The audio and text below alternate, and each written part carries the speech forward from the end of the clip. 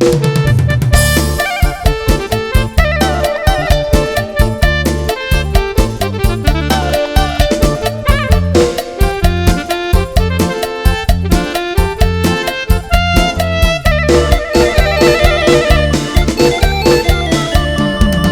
นเมียเขาแล้วเฮามันคิดหนัก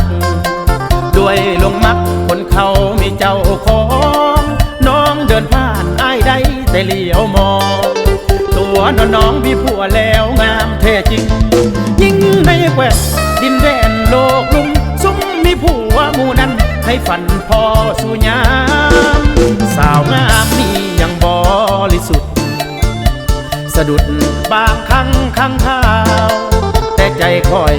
บ่มักผู้สาวเห็นเมียเขายามใดหัวใจเต้นตุมตาม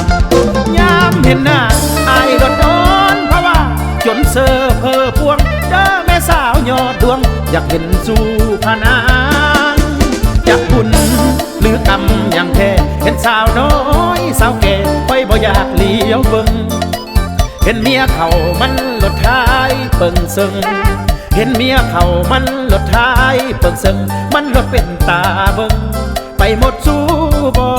นพอละสอนมางามหลายทะเดล่ะได้ลูก3 4 5ก็ยังงามออกต้องถ้าห่างหมายหรือผัวปะอายอยากจองด้วยหัวใจหมายปองเมียเขาแต่นาน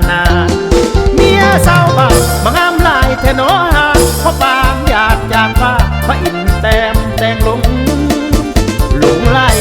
ไฟฝันแต่เจ้าเหมือนว่าถือน้ำเมาบ่มีแหงสาวสาวแก่คอยบ่ปรารถนาสาวน้อยบ่หัวซาคอยบ่อยากเลี้ยวเบิ่งมาลงจอดมองบังเมียเพิ่นเมียคนอื่นพันแม่นคืนลงใดสิคืนแล้วตั้งแต่นั้นบ่คิดอยากทุกสิ่งประการใดพอแต่เฮาสมหวังหัวเมียโนสาวบ้าน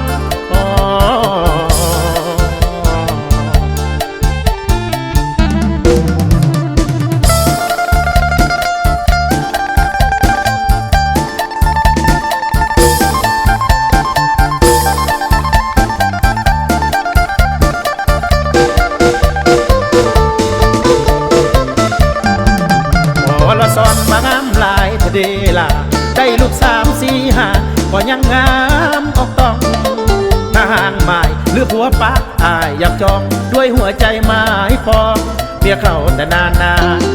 เมียสาวบ้านมางามหลายแท่น้อหาเพราะปางหยาดจากฟ้าพระอินแต้มแต่งลง